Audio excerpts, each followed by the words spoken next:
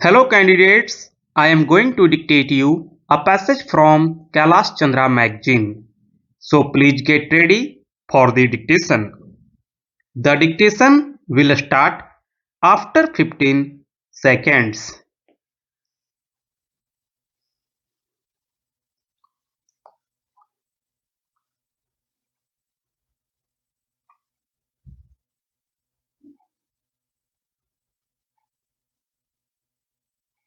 Sir, when I take part in the discussion, first of all, I wish to point out that the Sarkaria Commission was not given a free hand to examine the developments which had taken place in the last 40 years in India. The main important point is the terms of reference. By the terms of reference, certain parameters had been fixed.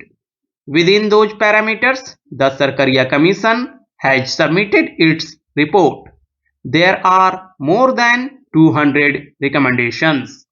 Due to lack of time, it is not possible to deal largely with all these recommendations. But at the same time, the Commission has tried to find out the past history of India. The Commission has said that too much centralization was objected to from the Mauryan period to the Mughal period. The Commission has stated the fact.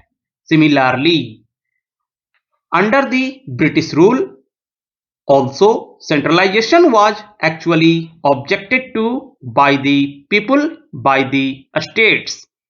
The founding fathers of our constitution were painfully conscious that the feeling of Indian nationhood was still in the making and required to be carefully nurtured. They therefore built a constitutional structure with a powerful central government envisaging the emergence of an individual and integrated India. The concept of a strong center which is necessary to meet India's immediate needs was virtually in the later period converted into the concept of a unitary state with priority for the center in all cases. This was the basis of the process of excessive centralism with all powers in the hands of the center. India is developing on the path of capitalism, especially monopoly capitalism. When monopoly capitalism develops in a country, it is then natural that the general argument will be for centralization of the powers in the hands of the central government because they want to protect the interests of the monopoly capitalists and also help the capitalists. So that is the natural argument. This argument has been there for the last so many years. But over centralization has taken place and we know that it has taken place. What is the result now? Many are talking about the unity of the country, about the integrity of the country. But what has happened in the states? Commonwealth forces have grown, divisive forces have grown, and the integrity of the country has been jeopardized. When the powers were vested in the hands of the center, why has the center failed?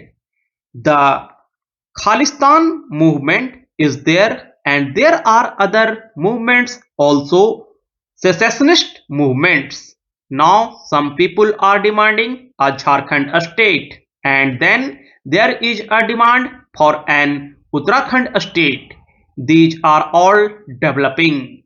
There was a similar demand in Darjeeling, but fortunately that has been solved now. But other 𝑭𝑐𝒓𝒆 tendencies are growing and the center has not been able to control them. The center has not been able to prevent them. But they think that only for the center and not for the states that the unity of the people has to be maintained. The question of center-state relations in India is not a question concerned only with the implementation of federal principles or with preventing the violation of those principles or suggesting a few constitutional amendments, but it is concerned with the question of maintaining Indian unity, maintaining and consolidating the sense of Indianness or Indian oneness among all the constituents of the Indian Union, with the center as the expression of that unity.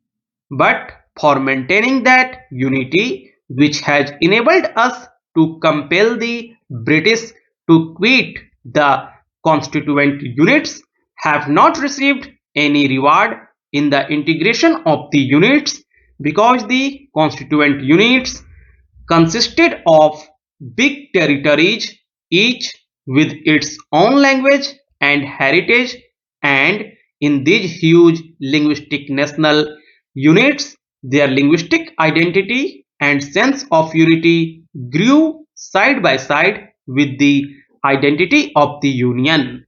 So, a deep thought has to be bestowed on how to maintain the unity with the support of the people, with the support of the states. But that is not the concern of the central government. The Sarkaria Commission has been able to make certain recommendations within certain parameters.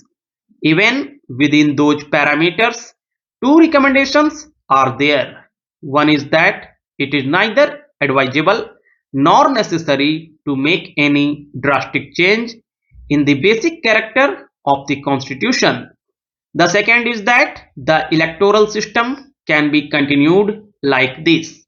In the second recommendation, the Commission says that it certainly calls for improvement and reform in a number of aspects. The actual working of the Constitution leaves much to be desired.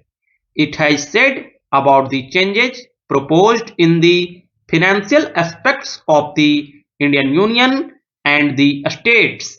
The arrangements are far from being satisfactory. It has said about the role of the governors, reservation of state bills for consideration of the president, use of extraordinary powers, etc. etc. The Commission has said about the Intergovernmental Council with a comprehensive size. It has said about a National Economic Development Council having a nexus with the Planning Commission, limitation of the centrally sponsored schemes, state finance and planning, etc. etc.